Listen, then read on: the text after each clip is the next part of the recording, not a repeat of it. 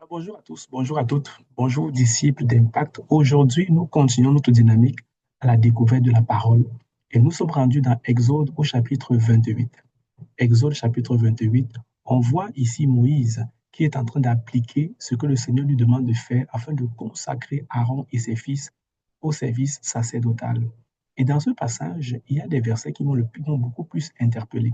Si on va dans le verset 14, on voit le Seigneur qui a demandé à Moïse de tuer un taureau et voilà, de mettre une partie du sang sur les cônes du taureau, de répandre le sang et puis de brûler complètement le taureau. C'était quoi le but de ce sacrifice?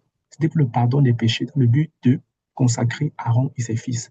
Après, on voit un deuxième sacrifice qui est fait, et ça, c'est à partir du verset 18. Verset 18 dit que le sacrifice qui a été fait, c'est un sacrifice consumé par le feu d'une agréable odeur à l'Éternel.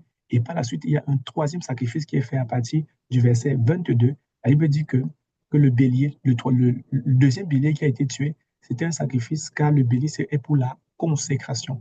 On voit trois sacrifices qui ont été faits afin de sanctifier Aaron et ses fils au ministère sacerdotal.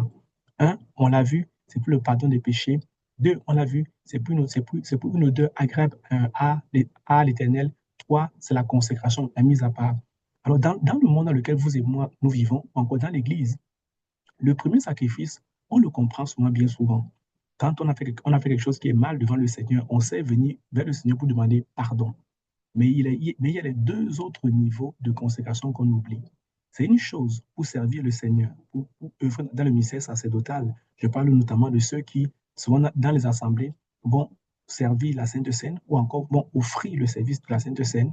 Il y a toute une préparation à faire. Quoique ce service-là est pour la plupart du temps simple, il exige quand même le caractère sacré dans la maison de Dieu. Ça veut dire que le passage qu'on voit ici nous montre déjà un nettoyage. Et si jamais vous remontez même au début du texte, vous verrez que Moïse a même lavé Aaron et ses fils avec de l'eau. Il a lavé Aaron et ses fils avec de l'eau. Je ne sais pas si vous vous rendez compte de ça, mais il n'y a aucune autre place dans la Bible où vous verrez que dans le service qui est fait pour Dieu, Dieu va donner autant de détails. Ça montre le fait de donner autant de détails nous montre donc qu'on est ici en face d'un service sacré, de la notion du sacré dans la maison de Dieu qu'on ne doit pas banaliser. Il faut se laver. Je parle d'une douche complètement naturelle. On voit le Seigneur en train de le dire. Ce n'est pas la même chose lorsqu'on voit des chantres. Par exemple, le chantre de l'Éternel dans la Bible, on ne verra pas des exigences pour exercer le ministère de chantre à ce niveau. Mais on voit que dans le ministère sacerdotal, le Seigneur est exigeant, que ce soit au niveau de l'hygiène corporelle, que ce soit au niveau de type de vêtements qu'on peut porter, que ce soit au niveau euh, j'ai envie de dire, de l'hygiène spirituelle. Donc, il fallait se laver physiquement, être propre d'un point de vue physique. Il fallait choisir des vêtements adaptés, que le Seigneur lui-même avait adaptés. Mais ensuite, il y avait une propreté spirituelle qu'il fallait faire. Il fallait offrir un sacrifice pour le pardon des péchés.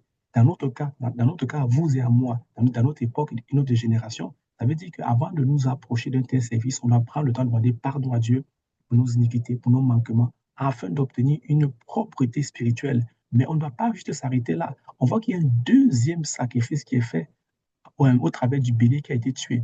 Ici, on appelle ça le sacrifice de réparation. Donc, c'est une chose de demander pardon pour le péché, mais après, il faut offrir la réparation. Dans le texte qu'on a lu au verset 18, la Bible dit que, la Bible dit que c'est un sacrifice consumé par le feu d'une agréable odeur à l'Éternel. Donc ici, on parle de la réparation. Lorsqu'on a fait, on a fait du tort à quelqu'un, il est important d'offrir la réparation avant d'aller commencer à servir au niveau de ce ministère-là. Parce que lorsqu'on offre la réparation, le cœur de la personne devient agréable et le cœur de Dieu devient justement content par rapport à ça. Le troisième sacrifice qui est fait, ou encore le deuxième bélier qui a été détruit, nous parle ici du sacrifice de la consécration. Ça veut dire quoi concrètement pour vous et moi, dans le monde dans lequel vous et moi nous vivons? Ça veut dire qu'une fois que j'ai pris le temps de demander pardon à Dieu pour mes péchés, j'ai fait la première étape. La deuxième étape, quand j'ai pris le temps d'offrir réparation par rapport à ce que j'ai fait, peut-être que j'ai emprunté l'argent à quelqu'un, je n'ai pas remboursé l'argent.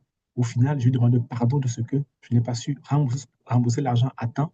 Je vais offrir réparation en lui disant, écoute, prenons un thème d'entente, je vais te rembourser ton argent peut-être dans 2, 3 semaines. Je vais commencer à rembourser l'argent au fur et à mesure. Ça, c'est la réparation qu'on est en train de faire. Le troisième niveau, ici, au niveau de la consécration. Ça veut dire que qu'est-ce qu'on met en place pour ne plus retomber dans les mêmes erreurs? Et à ce niveau-là, dans bien souvent des cas, c'est une chose que nous ne faisons pas. On demande pardon. Souvent, certains parmi nous vont offrir réparation, mais on ne pense pas au troisième niveau de consécration. Qu'est-ce que je fais pour me mettre à part par rapport à ce péché que j'ai commis? Qu'est-ce que je fais pour ne plus me retrouver dans les mêmes situations, dans les mêmes patterns, euh, dans les mêmes réalités, dans les mêmes circonstances qui m'ont poussé à tomber dans cette dérive, encore dans ce péché-là. Bien aimé, quand on œuvre dans le ministère sacerdotal, c'est très important de comprendre cela. Et quand je dis ceci, je ne suis pas en train de prétendre que c'est ce niveau de sanctification sied uniquement aux hommes de Dieu. Non, la Bible dit qu'il a fait de nous un peuple de prêtres, un peuple de rois, un peuple de sacrificateurs. Ça veut dire que vous et moi, dans notre consécration de tous les jours, on doit apprendre à demander pardon à Dieu, c'est vrai. Ou encore, et même demander pardon à ceux à qui on a fait du tort. Mais on doit apprendre aussi à offrir la réparation par rapport aux paroles qu'on a prononcées, aux actes qu'on a posés. Il est important, au-delà de je demande pardon, il est important de donner. Si on a dit une mauvaise parole, il est important de l'annuler par une bonne parole, de valoriser la personne de nouveau, de sortir des mots qui sont valorisants, qui vont la relever. Si on a pris le bien de quelqu'un, c'est important de le rembourser ou encore de prendre une entente de paiement pour le rembourser. Mais après ces deux niveaux, il faut s'asseoir et se poser des bonnes questions en termes de qu'est-ce que je mets en place pour ne pas me retrouver dans les mêmes patterns? Qu'est-ce que je mets en place pour ne pas retomber dans les mêmes travers? Ça aussi, ça fait partie de la consécration. Alors, disciple, je t'invite à relire ce passage qui est pétri de beaucoup de vérités. Voilà celles qui m'ont interpellé. Voilà, lis-les, tire des leçons, mets-les en commentaire, ça pourrait aider quelqu'un. À une prochaine vidéo. Peace.